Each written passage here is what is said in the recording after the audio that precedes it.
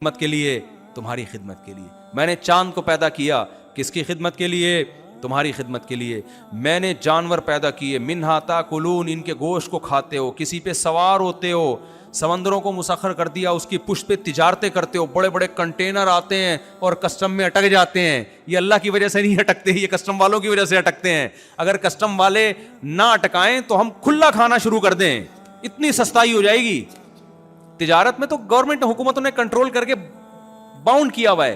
नबी सल्लल्लाहु अलैहि वसल्लम का हुक्म है, तिजारत के बारे में सही हदीस है, ना चीजों के रेट मुतय्यन करने की इजाजत, ना ताजरों पे किसी किस्म की गैर जरूरी रिस्ट्रिक्शन की इस्लाम में इजाजत है। नबी ने फरमाया, दाउन नास यरज़ुकुल्लाहु बाज़हुम बिबाज़, लोगों को तिजारत में बिल्कुल आजाद छोड़ दो। आजकल गवर्नमेंट की मुदाखलत से तिजारत का बेड़ा गर्क होता है। अब मिसाल के दूध के रेट गवर्नमेंट ने मुतय्यन किए हुए, इससे ज्यादा रेट नहीं होने चाहिए।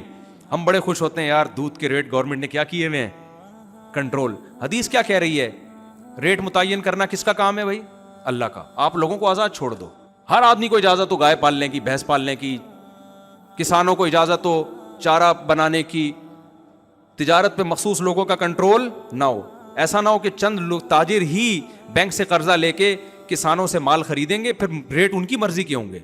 ना ना ना, हर एक को इजाजत है भाई, जो किसान से जितने में खरीदना चाहे। इससे ऑटोमेटिकली रेट क्या हो जाएंगे? स्टेबल हो जाएंगे। अब दूध की कीमतें मुतय्यन तो कर दी गवालों के लिए। गवाला कहता है, मैं वहां से दूध लेके आता हूं, इतना मैंने जानवर को खिलाना भी है और इतनी रिक्वायरमेंट है उसकी, इतने लोगों को बीच में भत्ते देने हैं, रेट आपकी मर्जी के होंगे, लेकिन दूध फिर मेरी मर्जी का होगा।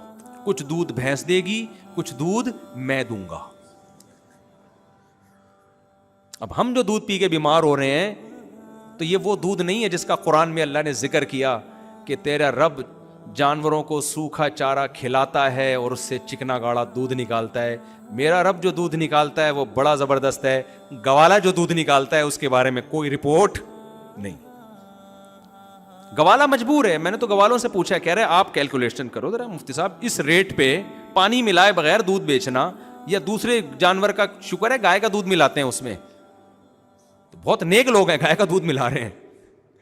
एक आदमी ने कहा, यार दूध खालिस नहीं है, पानी मिला रहे हैं। मैंने कहा, भाई शुक्र अदा कर, पानी तो वैसे ही पीते हो, तो थोड़ा दूध में पानी मिल जाएगा तो क्या हो जाएगा।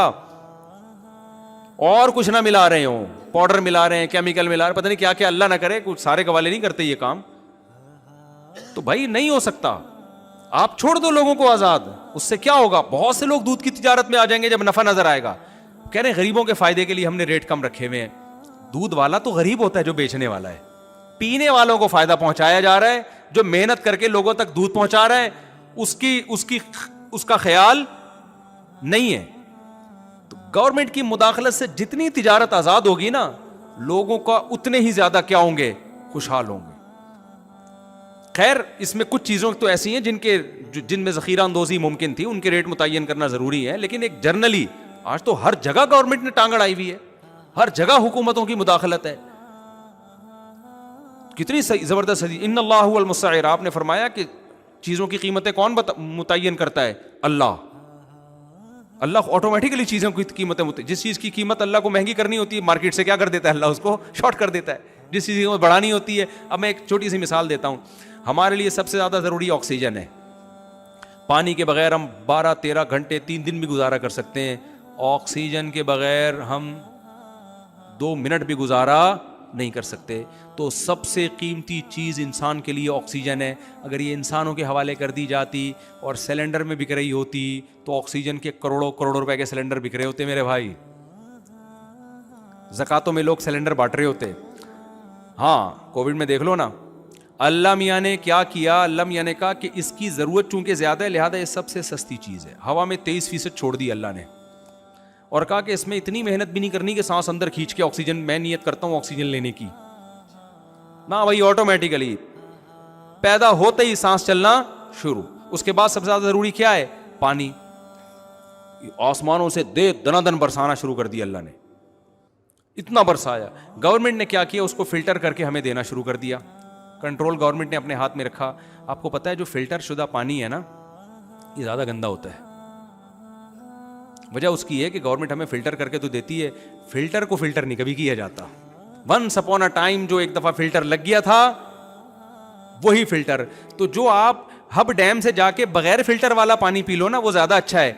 जो फिल्टर होके आ रहा है वो ज्यादा गंदा पानी है। ये रिपोर्ट है बकायदा, एक डॉक्टर ने यूट्यूब पे पूरा तजर्बा करके बताया। उसने कहा ये देखो, ये फिल्टर वाला पानी है और ये बगैर फिल्टर के है। वो फिल्टर वाला ज्यादा गंदा था।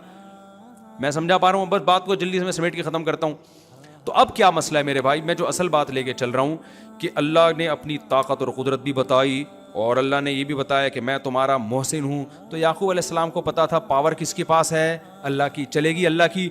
लेकिन अल्लाह जब अपनी चलाएगा तो मेरी बेहतरी में चलाएगा, मुझे नुकसान पहुंचाने के लिए नहीं चलाएगा। लिहाजा तसल्ली में रहे। तो ये दो चीजें अपने अंदर पैदा कर लो मेरे भाई। सरेंडर कर दो अपने आप को किसके हवाले, अल्लाह के, और यकीन कर लो जो होगा मेरे हक में बेहतर हो। अल्लाह ने कहा नमाज पढ़ो, तो क्या करो मेरे भाई, पढ़ लो। अगर तिजारत में नुकसान होता नजर आ रहा है बर्दाश्त कर लो, क्योंकि रिस्क किसके हाथ में है, अल्लाह के। वो बगैर नमाज पढ़े आपका रिस्क आपसे छीन सकता है और नमाज पढ़ के आपको रिस्क दे सकता है। अल्लाह मियाँ ने ये बोल दिया जल्दी शादी कर लो, सूरह नूर में। आप कहते हैं अल्लाह शादी करूंगा तो खर्चे बढ़ेंगे, बच्चे भी पैदा होंगे, बेगम का खर्चा, तनख्वाह मेरी थोड़ी है। आप अपने आप को अल्लाह के हवाले कर दो। अल्लाह कहते हैं इन यकुनु फुक़रा युग़निहिमुल्लाहु मिन फ़ज़ली, कर लो भाई, बच्चे भी पैदा कर लो, शादी भी कर लो। अगर फ़कीर हो गए मैं अपने फजल से क्या कर दूंगा, गनी कर दूंगा। जो सरेंडर कर देता है वो कहता है भाई छोड़ो जेब को, बटवे को, कितने पैसे हैं, मत देखो विटामिन सी विटामिन डी। वो थर में बेचारा सत्तू पी के 100 साल जी लिया, तो पैसे हैं तो विटामिन सी खा लो, नहीं है तो चोरी मत करो विटामिन सी के चक्कर में। पैसे हैं तो फिर खा लेना चाहिए अमरूद, इतनी कंजूसी ठीक नहीं है कि आप भी सत्तू पे आ जाए कल से। तो भाई जब पैसे हैं तो ठीक है, नहीं है तो जो ऐसा अल्लाह कह रहा है वैसा कर लो, तवक्कुल करो भाई, औलाद भी ना रोको और निकाह भी करो टाइम पे। खिलाने वाला कौन है भाई, अल्लाह मियाँ। यहूदी कहता है नहीं, वो कैलकुलेटर लेके बैठा होता है। तो अल्लाह करेगा भाई, अल्लाह के हवाले। जहां अल्लाह ने हुक्म नहीं दिया वहां नहीं करो ये सब कुछ। बाज लोग दुकान बंद करके बैठे हुए हैं, खिलाने वाला कौन है भाई, अल्लाह। अबे भाई अल्लाह मियाँ ने कब कहा कि दुकान बंद कर दे, तू बीमार है इलाज नहीं कर रहे, भाई शिफा देने वाला कौन है, तो भाई पैनाडोल से भी अल्लाह ही शिफा देगा जब उसने कहा है खा लो। हाँ, जहां उसने ऑर्डर दिया है या किसी चीज को हराम कर दिया फिर तवक्कुल का मौका है, वहां पर अल्लाह के हुक्म को देखो, असबाब को मत देखो। तो जो मैं आज बयान लेके चला था, एक 2-3 जुमलों में उसको भी समेटता हूं। जो मेरा मकसद था, असल में मेरे बयान में तमहीद लंबी हो जाती है और जो असल बात है वो छोटी रह जाती है। वजह उसकी है कि वो असल बात खोपड़ी में बैठती नहीं है जब तक वो तमहीद ना समझाई जाए।